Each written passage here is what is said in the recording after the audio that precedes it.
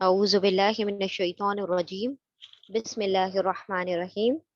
سورہ سبا۔ سبا وہی شہر ہے جہاں پر سلیمان علیہ السلام نے، جو ملکہ سبا کو ہم نے سورہ نمل میں بھی اس پر تھوڑی سی جز دیکھی تھی کہ سلیمان علیہ السلام نے جو ملکہ سبا تھی، جو جو کہ سورج کی پوجا کیا کرتے تھے وہ لوگ، ان کی قوم کے لوگ، اور پھر جب سلیمان علیہ السلام نے اپنا خط بھیجا ان کو، تو وہ پہچان گئی کہ یہ کوئی نبی ہے، اور پھر وہ ایمان لے کر آ گئی تھی۔ اچھا، اب یہ جو سورہ سبا ہے، یہ شروعات جو اس کی ہو رہی ہے الحمدللہ سے ہو رہی ہے، ٹھیک ہے؟ تو ہم دیکھتے آ رہے ہیں کہ جو 8 سورے کے گیپ سے جو سورے شروع ہوتی ہیں وہ الحمد سے شروع ہوتی ہیں۔ یہاں پر جو ہے سب سے پہلے تھے سورہ فاتحہ، پھر اس کے بعد سورہ انعام تھی جو کہ مطلب اس سے الحمد سے شروع ہوئی تھی، پھر کہف شروع ہوئی، اس کے بعد سبا اور فاتر جو اس کے جوڑے میں ہے نیکسٹ سورہ، وہ بھی الحمد سے شروع ہوگی۔ اچھا، اب اس سے پہلے جو ہم نے جوڑا دیکھا تھا وہ 8 مکی صورتوں کا تھا، پھر ایک مدنی سورہ آئی تھی جو کہ سورہ احزاب تھی، ٹھیک ہے؟ پھر اس سے پہلے جو تھی پوری مکی صورتیں تھیں۔ اب جو گروپ آ رہا ہے وہ 13 مکی صورتوں کا اوپر مشتمل ہے اور 3 مدنی صورتیں ہوں گی، لیکن اب جو مدنی صورتیں آ رہی ہیں وہ چھوٹی ہوں گی، جسامت کے حجم کے اعتبار سے جو ہوں گی چھوٹی چھوٹی ہوں گی۔ پہلے جو ہو گئی وہ جو طویل مدنی صورتیں ہیں وہ گزر چکی ہیں۔ اور سل جو ترتیب ہے مدنی صورتوں کی، وہ یہ ترتیب نہیں ہے جو کہ ہم پڑھ رہے ہیں۔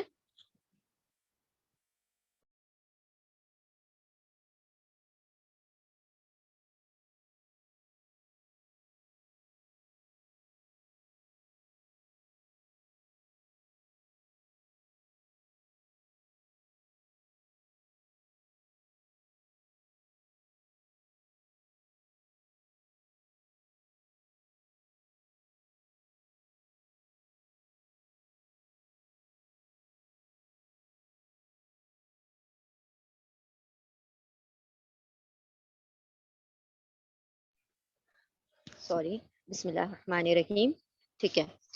تو جو ہم نے مدنی صورتیں اب تک مکمل کر لی ہیں، اس میں سے ہم نے جو بڑی بڑی طویل صورتیں مکمل کی تھی، اس میں تھی بقرہ جو سب سے پہلے نازل ہوئی تھی، نزول کے اعتبار سے سب سے پہلی بقرہ ہے، پھر اس کے بعد انفال نازل ہوئی تھی، آل عمران بعد میں ہوئی ہے انفال کے، تو بقرہ پھر انفال ہے، پھر اس کے بعد آل عمران نازل ہوئی تھی، اس کے بعد سورہ نساء ہوئی ہے، پھر احزاب جو کہ ہم نے کل پڑھ لی تھی، جو 5 ہجری میں ہوئی تھی، پھر 6 ہجری میں سورہ نور، اور پھر اس کے بعد مائدہ نازل ہوئی۔ تو یہ اصل ترتیب ہے۔ اب جو سورہ، یہ ساری طویل، مطلب ان کی جو آیتیں تھی 100 کے اوپر تھی لگ بھگ، اور کافی طویل صورتیں تھیں۔ اب جو مدنی صورتیں آ رہی ہیں وہ ہم چھوٹی چھوٹی مدنی صورتیں پڑھیں گے، لیکن ابھی جو یہ گروپ چلے گا یہ 13 صورتیں مکی یہاں سے شروع ہو جائیں گی۔ سورہ سبا سے لے کر 13 مزید صورتیں جو ہیں مکی چلیں گے، پھر اس کے بعد 3 مدنی صورتیں آ رہی ہیں۔ بسم اللہ الرحمن الرحیم۔ الحمد للہ الذی لہ ما فی السماوات و ما فی الارض ولہ الحمد فی الآخرہ وہو الحکیم الخبیر۔ بسم اللہ الرحمن الرحیم، اللہ کے نام سے جو بے انتہا مہربان اور رحم فرمانے والا ہے۔ حمد اس خدا کے لیے ہے جو آسمانوں اور زمین کی ہر چیز کا مالک ہے، اور آخرت میں بھی اسی کے لیے حمد ہے، وہ دانا اور باخبر ہے۔ حمد اللہ سبحانہ و تعالیٰ کی جو تعریف ہوتی ہے اس کو حمد کہا جاتا ہے۔ آپ صلی اللہ علیہ وسلم نے بھی فرمایا کہ جو آخرت میں میرے ہاتھ میں حمد کا جھنڈا ہوگا، اور جو حمد میں اس وقت کروں گا وہ ایسی حمد میں دنیا میں نہیں کر سکتا، یعنی کہ آپ صلی اللہ علیہ وسلم اس وقت جب اللہ سبحانہ و تعالیٰ کی حمد کریں گے تو وہ بڑی منفرد اور الگ قسم کی ہوگی جو کہ آخرت میں کی جائے گی۔ اور اللہ سبحانہ و تعالیٰ کو اپنی حمد بہت پسند ہے، اور جنت کے لوگ بھی اللہ سبحانہ و تعالیٰ کی حمد کیا کریں گے۔ جو کچھ زمین میں جاتا ہے اور جو کچھ اس سے اور اس جو امت ہے اس کو حامدون کہا جاتا ہے، یعنی ہماری جو امت ہے اس کو حامدون کہا جاتا ہے، یعنی کہ بہت زیادہ حمد کرنے والی، اللہ کی تعریف کرنے والی امت۔ جو کچھ زمین میں جاتا ہے اور جو کچھ اس سے نکلتا ہے اور جو کچھ آسمان سے اترتا ہے اور جو کچھ اس میں چڑھتا ہے، ہر چیز کو وہ جانتا ہے، وہ رحیم اور غفور ہے۔ آسمان سے کیا اترتا ہے؟ بارش اترتی ہے، وہی اترتی ہے۔ آسمان میں کیا چڑھتا ہے؟ پانی چڑھتا ہے، دوسری چیزیں چڑھتی ہیں، یہاں سے فرشتے اوپر کی طرف چڑھتے ہیں، اور ہمارے نامہ اعمال، ہماری دعائیں اوپر کی طرف چڑھتی ہیں۔ تو جو چیزیں آسمان سے نازل ہوتی ہیں، اللہ سبحانہ و تعالیٰ کی رحمت اوپر سے نازل ہوتی ہے، اور اس کی خیر جو بھی چیزیں نازل ہوتی ہے، اس کا پروویژن جو بھی اللہ سبحانہ و تعالیٰ رزق عطا کرتے ہیں، وہ اوپر سے نیچے کو اترتا ہے. اور جو یہاں سے ہماری دعائیں ہیں، جو ہمارے اعمال ہیں، یہاں سے جو فرشتے ہمارے ریٹن میٹرز جو ہے وہ اوپر لے کر جاتے ہیں، پھر پانی اوپر کی طرف چڑھتا ہے، اور یہ ساری چیزیں کیا ہوتی ہیں، اوپر کی طرف جاتی ہیں. تو جو چیزیں بھی اوپر سے نیچے آ رہی ہیں اور جو نیچے سے اوپر جا رہی ہے، تمام چیزوں سے باخبر جو ہے ہمارا اللہ سبحانہ و تعالیٰ ہے. منکرین کہتے ہیں کہ کیا بات ہے کہ قیامت ہم پر نہیں آ رہی، یعنی اتنا وقت گزر گیا اب تک قیامت کیوں نہیں آ رہی.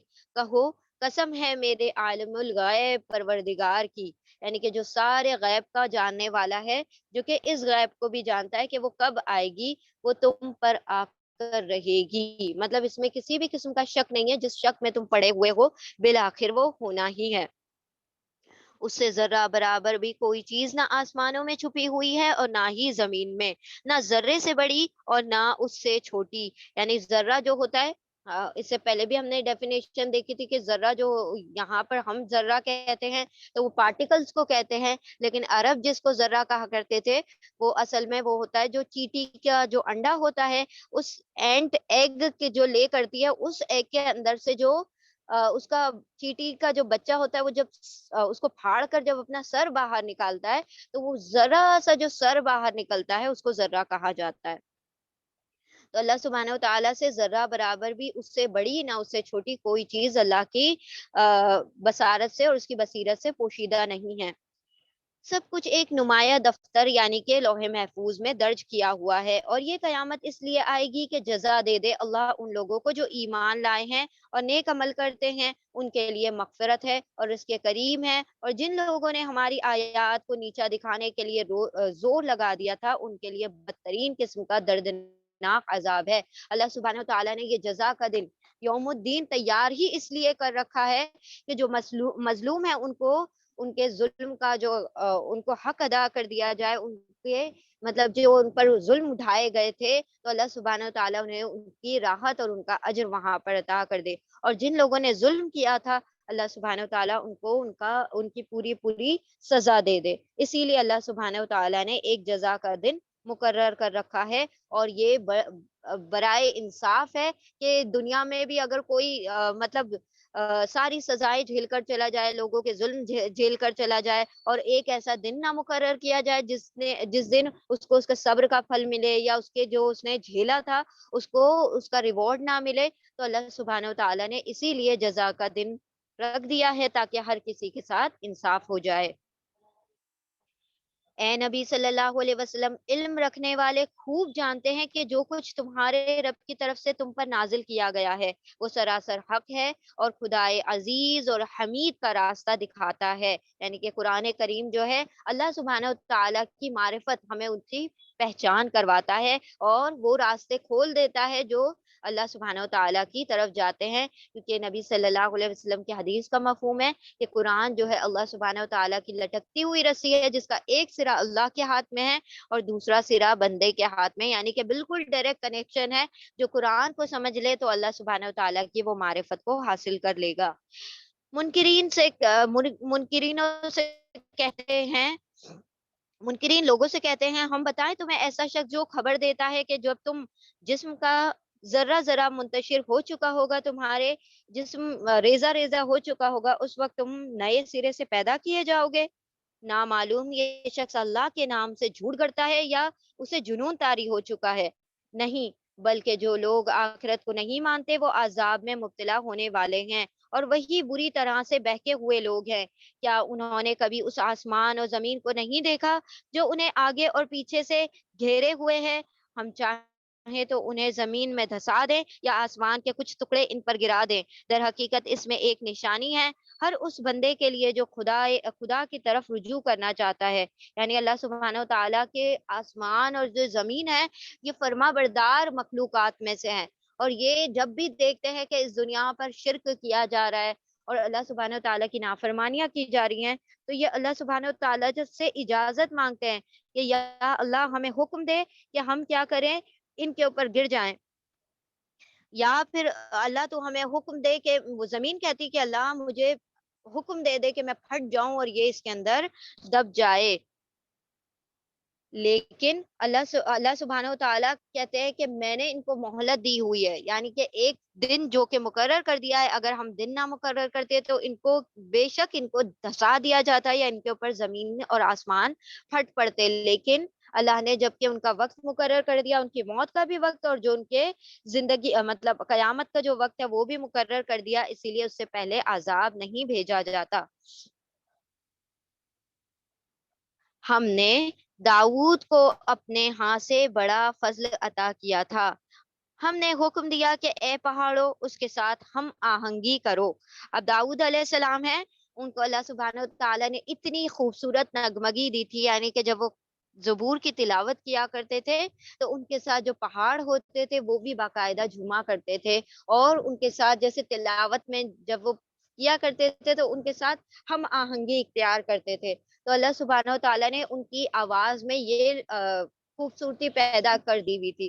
اب یہ دیکھیں یہاں پر داؤد علیہ السلام اور سلیمان علیہ السلام کا ذکر کیوں آ رہا ہے کہ اللہ سبحانہ و تعالیٰ یہاں پر بتانا چاہتے ہیں کہ داؤد اور سلیمان بھی تو ہمارے بندوں میں سے تھے جن کو ہم نے اتنی بڑی بڑی نعمتیں دی جو تم سے بھی زیادہ افضل تھی اور تم سے بھی زیادہ اعلیٰ تھی، جو اس سے پہلے کسی کو ایسی بادشاہت دی بھی نہیں گئی ہو. ایسی بادشاہت ہم نے ان بندوں کو دی تھی، لیکن پھر بھی وہ تکبر نہیں کرتے، پھر بھی وہ اپنے کبر اور متکبرانہ چال نہیں چلتے، بلکہ اللہ کے سامنے عاجز ہو کر رہتے ہیں. اور تم کیسے اپنے آپ کو مکہ کے سردار کہتے ہو اور نبی کے پیغام پر سر نہیں جھکاتے؟ تو اللہ سبحانہ و تعالیٰ یہاں پر تنبیہ کے طور پر ان کا ذکر لے کر آتے ہیں.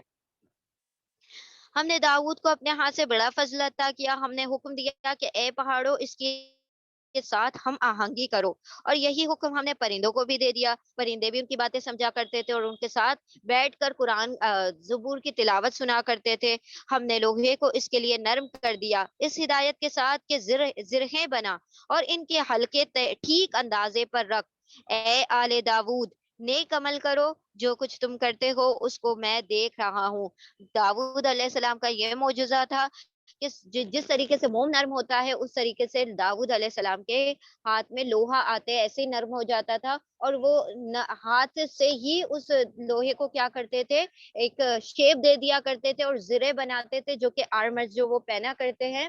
کیونکہ داؤد علیہ السلام جو تھے سپاہی تھے، سولجر تھے، اور وہ جنگوں میں شریک ہوا کرتے تھے. تو اللہ سبحانہ و تعالیٰ نے ان کے لیے یہ جو مطلب لوہا تھا ان کے ہاتھ میں نرم کر دیا ہوا تھا، اور وہ اپنے ہاتھ کے ہی ذریعے سے مطلب بغیر کسی پگھلائے ہوئے، بغیر آنکھ کا استعمال کیے ہوئے وہ لوہے کو مولڈ کر لیا کرتے تھے، جس طریقے سے زرہ وغیرہ بنائی جاتی ہیں. جو وہ جو سوٹ ہوتے ہیں جو سولجر پہنا کرتے ہیں اپنی دفاع کے لیے، اپنے پروٹیکشن کے لیے، وہ سارا کچھ وہ تیار کیا کرتے تھے، اور وہ خود بھی اس میں جنگوں میں شریک ہوا کرتے تھے. ایک جنگ جو ہم نے دیکھی تھی کہ حضرت طالوت کے ساتھ جس جنگ میں وہ شریک تھے تو وہ وہاں پر سپاہی تھے اور طالوت جو تھے وہاں پر لیڈر تھے. اور سلیمان علیہ السلام کے لیے ہم نے ہوا کو مسخر کر دیا. صبح کے وقت اس کا چلنا 1 مہینے کی راہ تک اور شام کے وقت اس کا چلنا 1 مہینے کی راہ تک. ہم نے اس کے لیے پگھلے ہوئے تانبے کا چشمہ بہا دیا. اب دیکھیں داؤد علیہ السلام کو لوہا نرم کر دیا. اب سلیمان علیہ السلام کو پگھلا ہوا تانبے کا چشمہ، یعنی کہ جو نہریں ہوتی تھی ایسے تانبے کی بہا کرتی تھی، اور ساتھ ساتھ انہیں کیا دے دیا گیا کہ جو سلیمان علیہ السلام ہے ان کو بھی بہت بڑی حکومت دی گئی تھی، اور اس میں ہوا کو بھی سلیمان علیہ السلام کے لیے مسخر کر دیا گیا تھا. یعنی کہ جو 1 مہینے کی مسافت جو تھی، جو کہ عام طور پر کشتیاں طے کیا کرتی ہیں، تو سلیمان علیہ السلام جو 1 دن میں وہ مسافت طے کر لیا کرتے تھے. جب ہوا کو حکم دیتے تھے وہ اس تیزی سے بہا کرتی تھی، اور وہ 1 مہینے کی مسافت جو ہے یوں ہی طے کر لیا کرتے تھے 1 دن میں. آیت نمبر 13. اور ایسے جن اس کے تابع کر دیے تھے جو اپنے رب کے حکم سے اس کے آگے کام کیا کرتے تھے. یعنی کہ جن سلیمان علیہ السلام جو کام لیا کرتے تھے وہ جنوں سے لیا کرتے تھے. جن جو تھے ان کے حکم کے تابع ہو گئے تھے. ان میں سے جو ہمارے حکم سے سرتابی کرتا اس کو ہم بھڑکتی ہوئی آگ کا مزہ چکھاتے، اور وہ اس کے لیے بناتے تھے جو کچھ وہ چاہتا تھا. اونچی عمارتیں، تصویریں، بڑے بڑے حوض جیسے لگن اور اپنی جگہ سے نہ ہٹنے والی بھاری دیگیں۔ اے آل داود، عمل کرو شکر کے طریقے پر، میرے بندوں میں کم ہی لوگ شکر کیا کرتے ہیں۔ سلیمان علیہ السلام کو جو معجزات عطا کیے گئے تھے، تو اس کے اندر جو سلیمان علیہ السلام کے تابع پرندے بھی تھے، جن بھی ہوا کرتے تھے، ہوائیں بھی ہوا کرتی تھی، اور جن جو ہے بڑے بڑے محل تعمیر کیا کرتے تھے۔ حتیٰ کہ ان کے لیے جب وہ آخری دور میں جب محل بھی تعمیر کر رہے تھے، تو ان کو خبر بھی نہیں ہوئی تھی یہ جنوں کو کہ سلیمان علیہ السلام جو ہے فوت ہو چکے ہیں۔ وہ جو تھے اپنی اس پر بیٹھے ہوئے تھے، تخت پر بیٹھے ہوئے تھے، اور یہ جن جو ہیں جب سلیمان علیہ السلام بیٹھا کرتے تھے ان کے سامنے، تو بغیر نافرمانی کے یہ سارے کام کیا کرتے تھے۔ مطلب وہ سمجھتے تھے سلیمان علیہ السلام دیکھ رہے ہیں، تب تک ہم کیا کریں، فرما برداری کریں۔ اور جن کو وہ جن جو ان کے نافرمانیاں کرتے تھے، تو یہ ان کو سزائیں بھی دیا کرتے تھے۔ پھر جب سلیمان علیہ السلام پر ہم نے موت کا فیصلہ نافذ کیا، تو جنوں کو اس کی موت کا پتہ دینے والی کوئی چیز اسے گھن کے سوا نہ تھی جو اس کے عصا کو کھا رہا تھا۔ اس طرح جب سلیمان گر پڑا، تو جنوں پر یہ بات کھل گئی کہ اگر وہ غیب کو جاننے والے ہوتے تو اس ذلت کے عذاب میں مبتلا نہ رہتے۔ کیا ہوا تھا کہ سلیمان علیہ السلام بیٹھے تھے، بیٹھے بیٹھے اللہ سبحانہ و تعالیٰ نے ان کی روح قبض کر لی۔ اب وہ تخت پر بیٹھے ہیں، جن جو تھے وہ ان کے حکم کے تابع کچھ محل وغیرہ جو بھی تھا وہ تیار کر رہے تھے۔ سلیمان علیہ السلام جب آنکھ کھول کے بیٹھے ہوئے ہیں اور اپنے تخت پر بیٹھے ہوئے ہیں، تو یہ جن سمجھ رہے ہیں کہ وہ ہماری نگرانی کر رہے ہیں، اور یہ کئی برس تک کیا کرتے رہے، وہ کام جاری رکھتے رہے، رکھے رہے، یہاں تک کہ جو سلیمان علیہ السلام جس عصا، نبیوں کے پاس جنرلی عصا ہوا کرتا ہے، وہ پرانے زمانے کے لوگ جو ہوتے تھے وہ ایک لاٹھی لے کر ہی چلا کرتے تھے، چاہے وہ جوان بھی کیوں نہ ہو، پھر وہ لاٹھی کے کو استعمال کیا کرتے تھے پتے وغیرہ توڑنے کے لیے، ساری چیزوں کے لیے، تو وہ ایک عصا رکھا کرتے تھے۔ سلیمان علیہ السلام کا بھی اپنا عصا تھا، جیسے کہ موسیٰ علیہ السلام کا تھا۔ تو وہ جو سٹاف تھا، وہ لے کر ٹیک لگائے ہوئے وہ سلیمان علیہ السلام اپنے تخت پر بیٹھے ہوئے تھے، اور ان کی روح قبض ہو چکی تھی۔ اب جو نبی ہوتے ہیں ان کی باڈی پر اللہ سبحانہ و تعالیٰ نے جو ہے کیڑے مکوڑے اور ساری چیزوں کو حرام کیا ہوا ہے، وہ ایسے ہی ہوتے ہیں جیسے کہ زندہ ہوتے ہیں۔ تو جب سلیمان علیہ السلام بیٹھے ہوئے تھے، اور ان کا جو لکڑی تھی، وہ جو عصا کی جو لکڑی تھی، وہ اس کے اندر مطلب وقت کے بعد جو تھی دیمک لگ گئی، جو وہ ہوتے ہیں نا ٹرمائٹس ہوتے ہیں، تو وہ لگ گئی۔ جب وہ کھاتے وہ ٹرمائٹس نے وہ پورا جو عصا جو تھا وہ کھوکھلا کر دیا۔ تو سلیمان علیہ السلام جو سہارا لیے ہوئے تھے وہ گر پڑے، سلیمان علیہ السلام۔ جب انہوں نے دیکھا جنہوں نے کہ یہ تو گر گئے، اور یہ جو ہے یہ پورا جو لکڑی جو ہے وہ کھا چکی ہے، اس کا مطلب سلیمان علیہ السلام کیا ہو چکے ہیں، ان کا وصال ہو چکا، وہ فوت ہو گئے۔ اب جب انہوں نے دیکھا کہ یہ جو چیز تھی وہ پوری طرح سے وہ گر چکے ہیں، تب ان کو یہ پتا چلا کہ سلیمان علیہ السلام فوت ہو چکے ہیں۔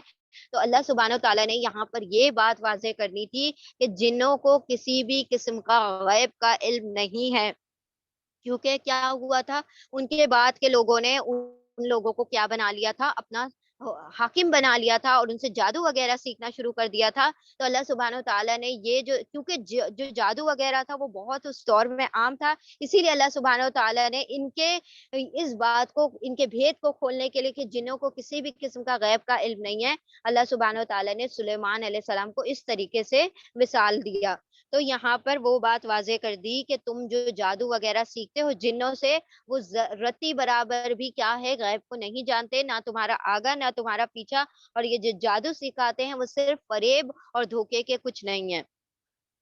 پھر جب سلیمان علیہ السلام پر ہم نے موت کا فیصلہ نافذ کیا، تو جنوں کو اس کی موت کا پتہ دینے والی کوئی چیز اس گھن کے سوا نہ تھی جو کہ اس کے عصے کو کھا گئی۔ سبا کے لیے ان کے اپنے مسکن ہی میں ایک نشانی موجود تھی۔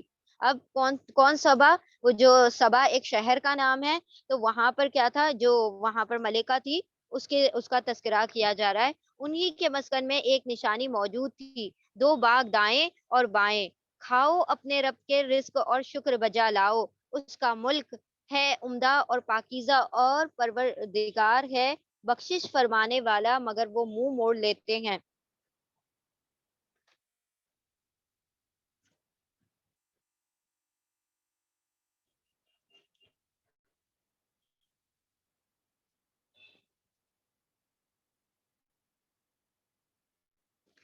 بسم اللہ الرحمن الرحیم. اب یہ جو صبا کا جو شہر ہے وہ اتنا خوبصورت تھا، یعنی باغات سے لبریز تھا. اللہ سبحانہ و تعالیٰ نے اسی کو کیا کہا کہ ذرا اپنی اس نشانی میں غور کرو کہ اللہ سبحانہ و تعالیٰ نے تم کو جو باغات دیے ہیں یہ ساری غور و فکر کرنے والی چیزیں ہیں کہ کس طریقے سے اللہ نے تمہارے لیے چاروں طرف اپنے نظارے پھیلا دیے ہیں.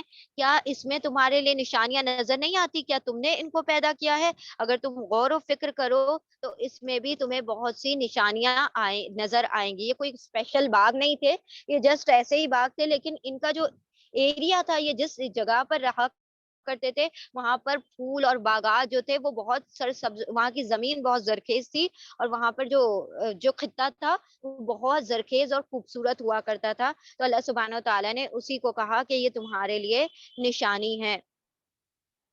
اور ہم نے ان کے اور ان بستیوں کے درمیان جن کو ہم نے برکت عطا کی تھی نمایاں بستیاں بسا دی تھی، اور ان میں سفر کی مسافتیں ایک اندازے پر رکھ دی تھی. چلو چلو پھرو ان راستوں میں رات دن پورے امن کے ساتھ. مگر انہوں نے کہا اے ہمارے رب، ہمارے سفر کی مسافتیں لمبی کر دے. انہوں نے اپنے اوپر آپ ظلم کر دیا.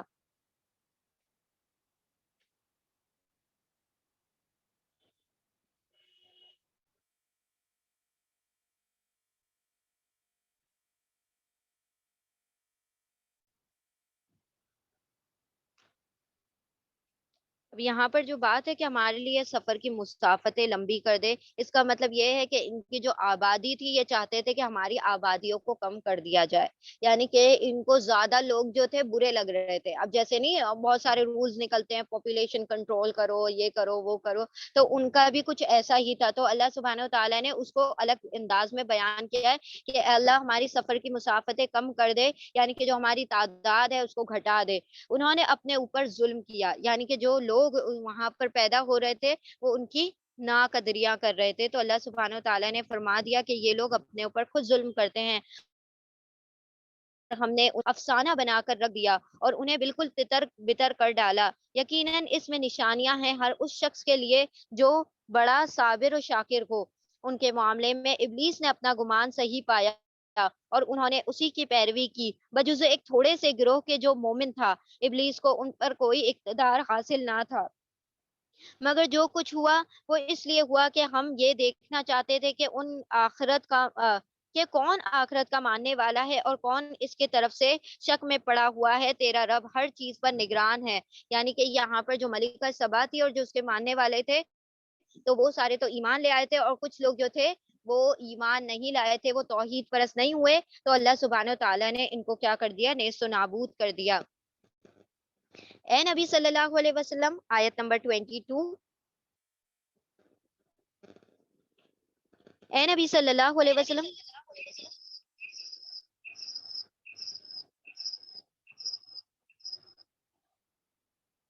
ان مشرکین سے کہو کہ پکار دیکھو اپنے ان معبودوں کو جنہیں تم اللہ کے سوا اپنا معبود سمجھ بیٹھے ہو. وہ نہ آسمانوں میں کسی ذرے برابر چیز کے مالک ہیں اور نہ ہی زمین میں. وہ آسمانوں اور زمین کی ملکیت میں شریک بھی نہیں ہیں. ان میں سے کوئی اللہ کا مددگار بھی نہیں ہے، اور اللہ کے حضور کوئی شفاعت بھی کسی کے لیے نافع نہیں ہو سکتی بجز اس شخص کے جس کے لیے اللہ نے سفارش کی اجازت دے دی ہو. حتیٰ کہ جب لوگوں کے دلوں سے گھبراہٹ دور ہوگی تو وہ سفارش کرنے والوں سے پوچھیں گے کہ تمہارے رب نے کیا جواب دیا. وہ کہیں گے کہ ٹھیک جواب ملا ہے اور وہ بزرگ و برتر ہے. یعنی اللہ سبحانہ و تعالیٰ فرما رہے ہیں کہ اس دن کی ہولناکی اس قدر مطلب تکلیف دہ ہوگی کہ سفارش کیا، کہ انسان کو اپنی ہی خبر نہیں ہوگی کہ دوسروں کی سفارش کر سکے. اللہ یہ کہ اللہ سبحانہ و تعالیٰ کسی کے اوپر سے اپنا خوف ہٹا دے اور اس کو آسانی بخش دے تو پھر وہ اللہ سبحانہ و تعالیٰ کے اذن سے لوگوں کی سفارش کرے گا. آیت نمبر 24. اے نبی صلی اللہ علیہ وسلم، ان سے پوچھو کون تم کو آسمانوں اور زمین سے رزق دیتا ہے. اب یہ دیکھیں لگاتار اس سورے میں اللہ سبحانہ تعالیٰ کی اعلیٰ یعنی اللہ کی نعمتوں کا ذکر آ رہا ہے. التذکیر بالآلاء اللہ، اور کچھ حصہ جو تھا نبیوں کے جو تھے وہ تھے قصص النبیین، نبیوں کے اپنے ذکر تھے کہ وہ کس طریقے کی ان کی صفات تھی. وہ علم غیب کے جاننے والے نہیں تھے، بلکہ وہ اللہ سبحانہ و تعالیٰ کے मतलब वाहिद अल्लाह को मानने वाले थे, यकसू अल्लाह सुब्हानहू तआला को मानने वाले थे।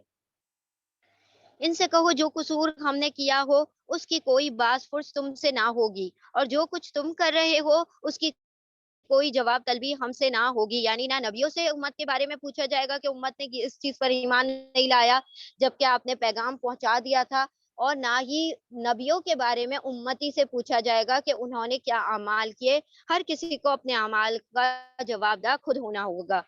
हमारा रब हमको जमा करेगा, कहो हमारा रब हमको जमा करेगा, फिर हमारे दरमियान ठीक ठीक फैसला कर देगा। वो ऐसा जबरदस्त हाकिम है जो सब कुछ जानता है। इनसे कहो जरा मुझे दिखाओ तो सही वो कौन हस्तियां हैं जिन्हें तुमने इसके साथ शरीक लगा रखा है। हरगिज नहीं, जबरदस्त और दाना तो बस वो अल्लाह ही है। और ए नबी सल्लल्लाहु अलैहि वसल्लम, हमने तुमको तमाम ही इंसानों के लिए बशीर और नजीर बनाकर भेजा है। बशीर यानी खुशखबरी सुनाने वाला, नजीर यानी कि डराने वाला जहन्नम की आग से। मगर अक्सर लोग जानते नहीं हैं। ये लोग तुमसे कहते हैं कि वो कयामत का वक्त कब पूरा होगा अगर तुम सच्चे हो। कहो तुम्हारे लिए एक ऐसे दिन की मियाद मुकर्रर है जिसके आने में ना एक घड़ी भर की ताखीर होगी, ना ही वो डिले मतलब डिले किया जाएगा, और ना ही वो उससे पहले आएगी, ना पोस्टपोन होगी, ना ही वो प्रीपोन होगी। अल्लाह सुब्हानहू तआला ने जो उसका वक्त मुकर्रर कर दिया है, लौहे महफूज में उसे मेंशन कर रखा है। ये काफिर कहते हैं कि हम हरगिज इस कुरान को ना मानेंगे और ना इससे पहले आई हुई किसी किताब को तस्लीम करेंगे। काश तुम देखो इनका हाल उस वक्त जब ये जालिम अपने रब के हुजूर खड़े होंगे, यानी कयामत के दिन जब ये सारे के सारे इकट्ठा किए जाएंगे। उस वक्त ये एक दूसरे पर इल्जाम धरेंगे। जो लोग दुनिया में अ, दबा कर रखे गए थे वो बड़े बनने वालों से कहेंगे। दबा कर रखे गए थे यानी कि जिनके ऊपर जुल्म हो रहा था, जो मजलूम लोग थे, तो अल्लाह सुब्हानहू तआला उनको क्या करेंगे, कुव्वत गोयाई दे देंगे, और वो फिर अपने बड़ों से कहेंगे कि अगर तुम ना होते तो हम मोमिन होते। वो बड़े बनने वाले इन दबे हुए लोगों को जवाब देंगे, क्या हमने तुम्हें उस हिदायत से रोका था जो तुम्हारे पास आई थी। अब ये कौन से मजलूमों की बात हो रही है, जो मजलूम भी नहीं है बल्कि वो खुद भी जालिम ही थे, कि जब परस्ती करते थे, दूसरे लोगों को पूछते थे, और ये कयामत के रोज उनके ऊपर इल्जाम धरेंगे, तो अल्लाह सुब्हानहू तआला यहाँ पर उनका मामला क्लियर कर देगा, उन्हीं के सामने उनको गवाह बना देगा कि हमने तो तुम्हें नहीं कहा था कि हमारी इबादतें करो, तो तुम कैसे हमारी इबादत करते थे। तो ये सारे लोग क्या अपने आप हाथ उठा देंगे, बरी उस जिम्मा हो जाएंगे। वो बड़े बनने वाले इनसे दबे हुए लोगों को जवाब देंगे कि क्या हमने तुम्हें उस हिदायत से रोका था जो तुम्हारे पास आई थी। यानी हमने तुम्हें हाथ पकड़ के तो दूर घसीट नहीं दिया था कि तुम कुरान करीम पर ईमान ना लाओ। नहीं, बल्कि तुम खुद मुजरिम थे। वो दबे हुए लोग इन बड़े बनने वालों से कहेंगे, नहीं बल्कि शब रोज की मकारी थी, जब तुम हमसे कहते थे कि हम अल्लाह से कुफ्र करें और दूसरों को इसका हमसर ठहराएं। आखिरकार जब ये लोग अजाब देखेंगे तो अपने दिलों में पछताएंगे, और हम इन मुनकिरीन के गलों में तोक डाल देंगे। क्या लोगों को इसके सिवा और कोई बदला दिया जा सकता है कि जैसे अमाल उनके थे वैसी ही उनको जजा दिया जाए। यानी कि जो जैसा करे वो उसे वैसा ही भरना हो। अल्लाह सुब्हानहू तआला कयामत में उनके गलों में तोक इसलिए डाल देंगे कि अब तो वो अल्लाह की शान और उसकी किबरियाई और जन्नत और दोजख देखकर क्या करेंगे, अल्लाह के आगे सजदा करना चाहेंगे। लेकिन अल्लाह सुब्हानहू तआला ऐसी उनकी गर्दनें अकड़ देंगे, अकड़ जाएंगी उनकी गर्दनें, कि वो चाह कर भी अल्लाह के सामने झुक ना सकेंगे, आजिज़ी नहीं कर सकेंगे। कि कयामत में जब तुमने दुनिया में अपने आप को मुतकब्बिर रखा, तो आज भी तुम्हारे लिए आजिज होने का कोई सामान नहीं किया जाएगा। कभी ऐसा नहीं हुआ कि हमने किसी बस्ती में एक खबरदार करने वाला भेजा हो, और उस बस्ती के खाते पीते लोगों ने, यानी कि जो अमीर तरीन लोग हैं, तो उन्होंने सरदारों ने ना कहा हो कि जो पैगाम तुम लेकर आए हो उसको हम नहीं मानते। उन्होंने हमेशा यही कहा, हम तुमसे ज्यादा मालदार हैं और औलाद में भी कसरत रखते हैं, हम हरगिज सजा पाने वाले नहीं हैं। ए नबी सल्लल्लाहु अलैहि वसल्लम, इनसे कहो मेरा रब जिसे चाहता है कुशादा रिस्क दे देता है, और जिसे चाहता है उसका नपा तुला रिस्क देता है, मगर अक्सर लोग इसकी हकीकत नहीं जानते। ये तुम्हारी दौलत और तुम्हारी औलाद नहीं है जो तुम्हें फरेब में डाले हुए है। यानी कि تمہاری اولاد اور تم اس سے دھوکا کھا رہے ہو مال سے، یہ تمہارے کچھ کام نہیں آئے گا، بلکہ یہ تمہارے لیے ایک بہت بڑا فریب کا سامان ہے۔ ہاں مگر جو ایمان لائے اور نیک عمل کیے ہیں، یہی لوگ ہیں جن کے لیے ان کے عمل کی دوہری جزا ہے، اور وہ بلند و بالا عمارتوں میں اطمینان سے رہیں گے۔ رہے وہ لوگ جو ہماری آیات کو نیچا دکھانے کے لیے دوڑ دھوپ کرتے ہیں، تو وہ عذاب میں مبتلا ہو کر رہیں گے۔ آیت نمبر 39۔ اے نبی صلی اللہ علیہ وسلم، ان سے کہو میرا رب اپنے بندوں میں سے جسے چاہتا ہے کھلا رزق دیتا ہے، یعنی فراوانی کے ساتھ رزق دیتا ہے، اور جسے چاہتا ہے اسے نپا تلا رزق دیتا ہے۔ کسی کو لمیٹڈ دے دیتا ہے، کسی کو بے حساب ان لمیٹڈ رزق دیتا ہے۔ جو کچھ تم خرچ کر دیتے ہو اس کی جگہ وہی تم کو اور دے دیتا ہے۔ وہ سب رازقوں سے بہترین رازق ہے، یعنی سب رزق دینے والوں سے بہتر رزق دینے والا اللہ سبحانہ و تعالیٰ ہے۔ اللہ کی راہ میں تم جتنا خرچ کرو گے، اللہ اس سے بڑا چڑھا کر تمہیں واپس کر دے گا۔ اور جس دن وہ تمام انسانوں کو جمع کرے گا، پھر فرشتوں سے پوچھے گا، کیا یہ لوگ تمہاری ہی عبادت کیا کرتے تھے؟ تو وہ جواب دیں گے کہ پاک ہے آپ کی ذات، ہمارا تعلق تو آپ سے ہے، نہ کہ ان لوگوں سے۔ یعنی کہ کچھ لوگوں نے جنہوں نے فرشتوں کو اللہ کی بیٹیاں بنا لیا تھا، مشرکان مکہ نے، تو اللہ سبحانہ و تعالیٰ فرشتوں کو بھی ان پر گواہ بنا کر کھڑا کر دے گا کہ کیا تم نے کہا تھا کہ ان کو عبادت کرو؟ تو فرشتے اپنا ہاتھ اٹھا لیں گے کہ یا اللہ تیری ذات پاک ہے، سبحانک اللہم، تیری ذات کے ساتھ ہم کیسے شرک کر سکتے ہیں، اور ہم تو تجھ سے تعلق رکھتے ہیں، ان کافروں سے ہمارا کوئی تعلق نہیں ہے۔ اس وقت ہم کہیں گے کہ آج تم میں سے کوئی نہ کسی کو فائدہ پہنچا سکتا ہے نہ نقصان، اور ظالموں سے کہہ دو، ظالموں سے ہم کہہ دیں گے کہ اب چکھو اس عذاب کو، جہنم کا مزہ جسے تم جھٹلایا کرتے تھے۔ ان لوگوں کو جب ہماری صاف صاف آیات سنائی جاتی ہیں تو یہ کہتے ہیں کہ یہ شخص تو بس یہ چاہتا ہے کہ تم کو ان معبودوں سے برگشتہ کر دے جن کی عبادت تمہارے باپ دادا کیا کرتے تھے، اور کہتے ہیں کہ یہ قرآن محض ایک جھوٹ ہے گڑا ہوا، یعنی کیا آپ صلی اللہ علیہ وسلم نے نعوذ باللہ جھوٹ گڑ لیا ہے۔ ان کافروں کے سامنے جب حق آیا تو انہوں نے کہہ دیا کہ یہ تو سری جادو ہے، حالانکہ نہ ہم نے ان لوگوں کو پہلے کوئی کتاب دی تھی کہ یہ اسے پڑھتے ہوں، اور نہ تم سے پہلے ان کی طرف کوئی متنبع کرنے والا آیا تھا۔ ان سے پہلے گزرے ہوئے لوگ جھٹلا چکے تھے۔ جو کچھ ہم نے انہیں دیا تھا اس کے عشر اشیر کو بھی یہ نہیں پہنچتے ہیں، مگر جب انہوں نے میرے رسولوں کو جھٹلایا تو دیکھ لو کہ میری سزا کیسی سخت ہے۔ یعنی کہ جو اللہ سبحانہ و تعالیٰ نازل کرتا ہے وہ کیسے گڑھا ہوا ہو سکتا ہے، یہ اس میں سے اتنا سا رتی بھر بھی اس جیسا بنا نہیں سکتے، تو یہ کیسے کہہ سکتے کہ یہ بشر کا کلام ہے یا کوئی جھوٹ ہے جو کہ جادو کے طور پر گڑھ لیا گیا ہے، نعوذ باللہ۔ اے نبی صلی اللہ علیہ وسلم، ان سے کہہ دو میں تمہیں بس ایک بات کی نصیحت کرتا ہوں، خدا کے لیے تم اکیلے اکیلے اور دو دو مل کر اپنا دماغ لڑاؤ اور سوچو، تمہارے صاحب میں آخر کون سی بات ہے جو جنون کی ہے، یعنی کہ تمہارے صاحب یعنی آپ صلی اللہ علیہ وسلم میں ایسی کون سی بات تمہیں نظر آتی ہے جو جنون کی ہے؟ تم اکیلے اکیلے غور و فکر کرو، تم دو دو لوگوں کی جوڑی بنا کر آپس میں ڈسکس کرو کہ کون سی بات ہے جو نبی صلی اللہ علیہ وسلم میں تمہیں جنون طاری نظر آتا ہے، یا کوئی وہ ایسی بہکی ہوئی باتیں کرتے ہیں، یا کوئی ایسی باتیں ہیں جو زبان سے نکل گئی ہو جو کہ مجنون کیا کرتے ہیں، کوئی ایسی بات جو تم نے محسوس کی ہو یا ان کے زبان سے نکلی ہو جس کے اوپر تمہیں ایسا لگتا ہو کہ اللہ سبحانہ و تعالیٰ نے ان کو مجنون بنا دیا ہے، نعوذ باللہ، وہ تو ایک سخت عذاب کی آمد سے پہلے تم کو متنبع کرنے والا ہے، یعنی کہ وہ تو تمہارا اتنا بڑا خیر خواہ ہے کہ وہ اتنا بڑا جو تم پر عذاب طاری ہونے والا ہے اس سے تمہیں باخبر کرنے کے لیے آیا ہے، اور وہ ہر چیز پر گواہ ہے۔ ان سے کہو میرا رب مجھ پر حق کا القاء کرتا ہے، یعنی کہ حق کی وحی نازل کرتا ہے، اور وہ تمام پوشیدہ حقیقتوں کا جاننے والا ہے۔ کہو حق آ گیا اور اب باطل کے لیے کچھ نہیں ہو سکتا، یعنی باطل اب مٹ کر رہے گا۔ کہو اگر میں گمراہ ہو گیا ہوں تو میری گمراہی کا وبال مجھ پر ہے، اور اگر میں ہدایت پر ہوں تو اس وحی کی بنا پر ہوں جو میرا رب مجھ پر نازل کرتا ہے۔ وہ سب کچھ سنتا ہے اور قریب ہی ہے، یعنی اللہ سبحانہ و تعالیٰ ان سے کچھ دور نہیں ہے۔ تم اس سے پکارو، تم اس سے پوچھ لو، وہ تمہارے قریب ہی ہے۔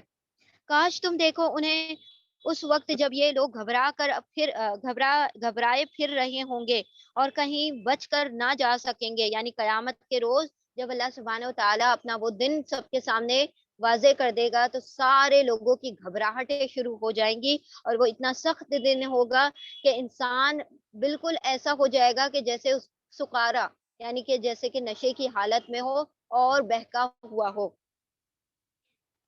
بلکہ قریب ہی سے پکڑ لیے جائیں گے۔ اس وقت یہ کہیں گے کہ ہم اس پر ایمان لاتے ہیں، حالانکہ اب دور نکلی ہوئی چیز کہاں ہاتھ آ سکتی ہے، یعنی کہ وہ وقت گزر چکا جس پر یہ ایمان لانے کا ان کو موقع دیا گیا تھا، اب ایمان لانے کا ان کو کوئی نفع نہیں حاصل ہوگا۔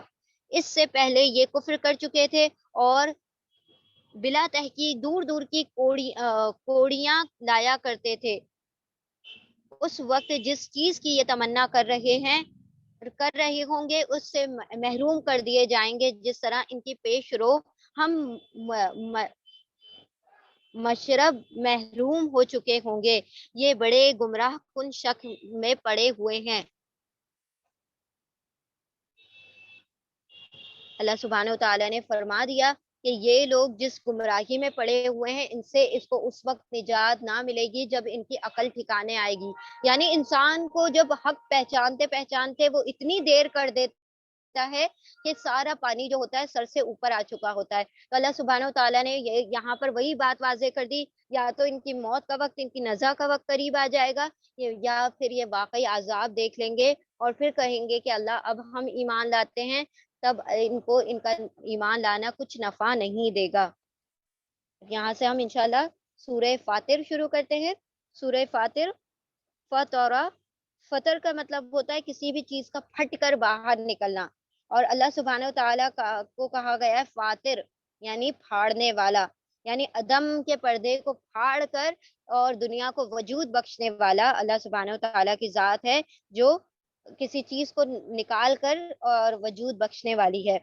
اب یہ جو فا سے اکثر جو ورڈ شروع ہوتے ہیں نا، فا سے عربی زبان میں، اس میں ایسا ہوتا ہے کہ کسی چیز کا پھٹنا، ٹوٹنا، پھٹ کر باہر نکلنا۔ تو اکثر جیسے ورڈ ہے فتح ہے، فلق ہے، فلاح ہے، فطر ہے، اور فصل ہے، اور فطر، تا والا جو فطر ہے یا توئی والا جو فطر ہے، یہ سارے کیا ہے، یہ کسی چیز کو پھٹ کر باہر نکلنا، اس میں میننگ ہوتا ہے۔ اب یہ جو ہے فاتر، اللہ سبحانہ تعالیٰ کو کہا گیا ہے کہ الحمدللہ فاطر السماوات والارض، اللہ پھاڑنے والا ہے آسمانوں اور زمین کا، یعنی عدم کا پردہ چاک کر کے اور پھر وہ جو ہے اس سے دنیا کو وجود بخش دیا، اس کے بعد دنیا اور آسمان کو بنا دیا۔ تو یہ ہے فاطر، اللہ سبحانہ تعالیٰ کی ذات جو کسی